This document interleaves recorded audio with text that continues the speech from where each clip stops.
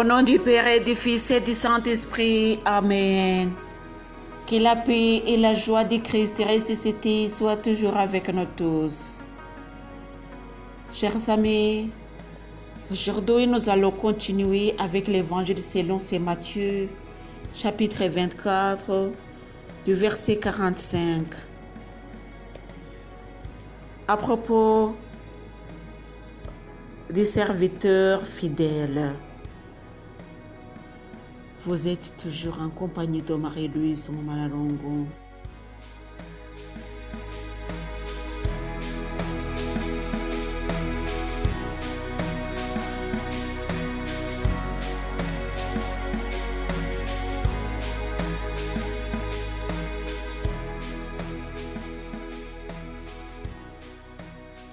Lisons. Quel est donc le serviteur fidèle et avisé que le maître a établi sur les gens de sa maison pour leur donner la nourriture en temps voulu? Heureux ce serviteur que son maître, en arrivant, trouvera en train de faire ce travail. En vérité, je vous le déclare, il l'établira sur tous ses biens. Mais si ce mauvais serviteur se dit en son cœur, mon maître tarde, et qu'il se mette à battre ses compagnons de service, qu'il mange et boive avec les ivrognes, le maître de ce serviteur arrivera au jour qu'il n'attend pas et à l'heure qu'il ne sait pas. Il le chassera et lui fera partager le sort des hypocrites. Là seront les pleurs et les grincements des dents. Tel est l'évangile de Jésus.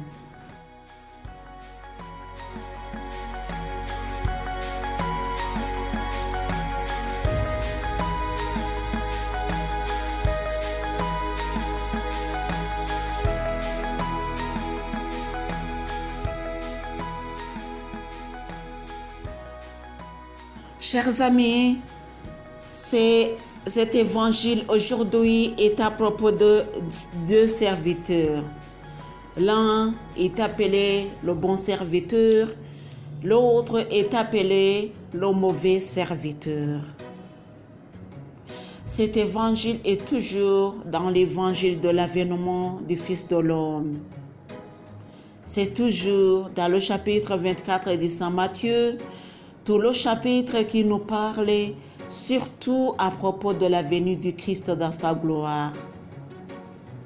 Il y a pourquoi Jésus a voulu que cet évangile soit inclus aussi dans l'évangile ou bien dans ce chapitre. C'est que ce serviteur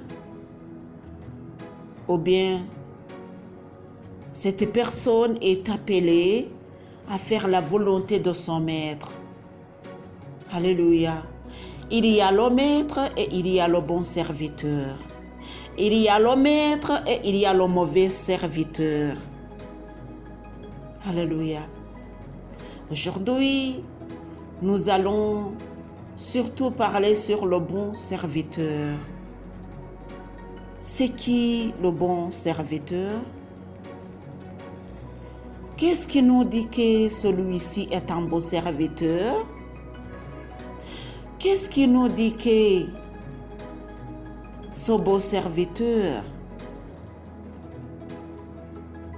sera récompensé par son maître? Chers amis, soyons à l'écoute.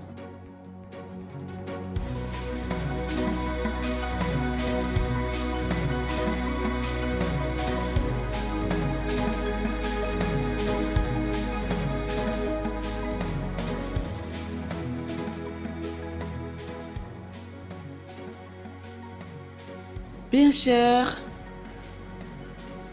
nous continuons à parler sur le bon serviteur. Au fait, ce serviteur fidèle et avisé, le maître l'a établi sur les gens de sa maison pour leur donner la nourriture en temps voulu. C'est-à-dire que ce bon serviteur, ces deux serviteurs ont une mission à accomplir. Et le maître leur a donné cette mission, leur a confié cette mission. Ils doivent faire la volonté de leur maître.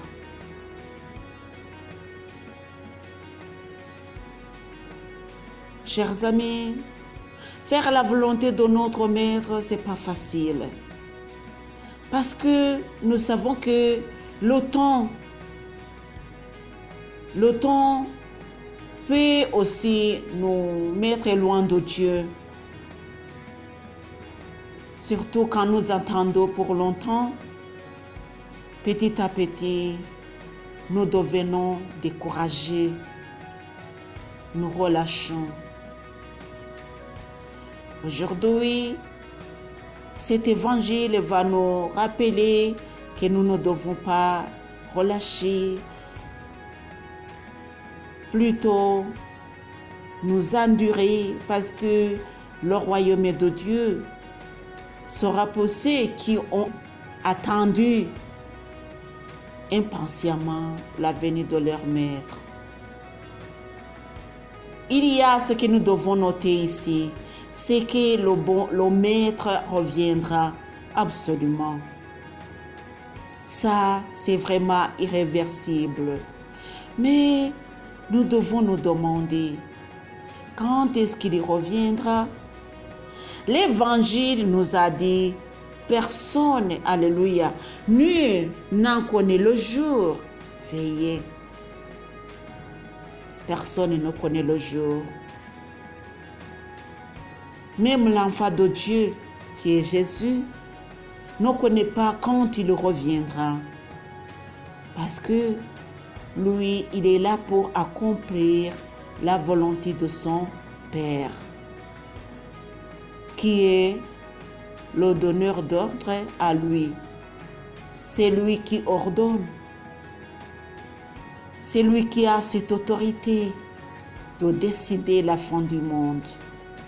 Alléluia. Jésus est là pour obéir à son Père, pour faire la volonté de son Père. Alléluia. Le Père, c'est le temps et l'heure quand il reviendra. Chers amis,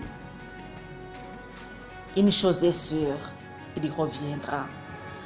Nous ne savons pas quand, mais quand même, il nous a dit comment. Et il nous a aussi dit ce qui précédera son venue. Nous sommes avisés. Nous sommes le bon serviteur. Si nous nous rappellerons tous les jours que notre Maître reviendra, nous sommes heureux s'il nous trouve en train de faire sa volonté. Heureux ce serviteur que son Maître en arrivant trouvera en train de faire son travail. Alléluia. En vérité, je vous le déclare, il l'établira sur tous ses biens. C'est-à-dire qu'il fera quoi? Ce bon serviteur est devenu fidèle à son service, à son contrat, à sa mission. Donc, il y tient fort. Il y tient beau à sa mission, à son travail. Quel est son travail?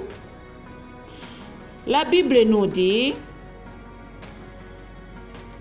le Maître a établi sur les gens de sa maison pour leur donner la nourriture en temps voulu. Alléluia. Leur donner la nourriture en temps voulu. C'est pas leur chercher la nourriture, mais plutôt leur donner la nourriture, leur servir en temps voulu. Alléluia. Comme il le faut, avant qu'il soit faim. Alléluia. C'est-à-dire que le Maître à ses gens, à ses enfants qui sont dans sa maison. Et puis, il a envoyé ses serviteurs. Qui sont ces serviteurs-là aujourd'hui? Quelle est cette maison? Où se trouve cette maison? Peut-être que c'est une question que tu te poses aujourd'hui, mais je vais te répondre, mon cher et ma chère.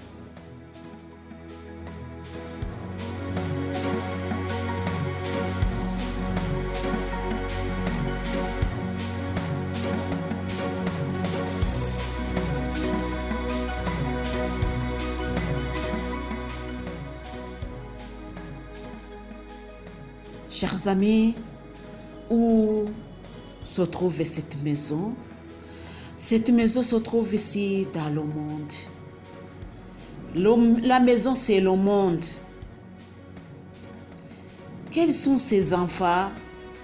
Ces enfants, c'est ceux qui écoutent, ceux qui ont la bonne volonté d'écouter sa parole et la mettre en pratique.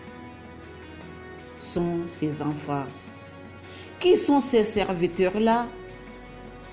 Les serviteurs, ce sont les prédicateurs ou bien tous ceux qui sont au service de l'Église, au service des élus, tous ceux qui ont la charge du peuple de Dieu. Alléluia.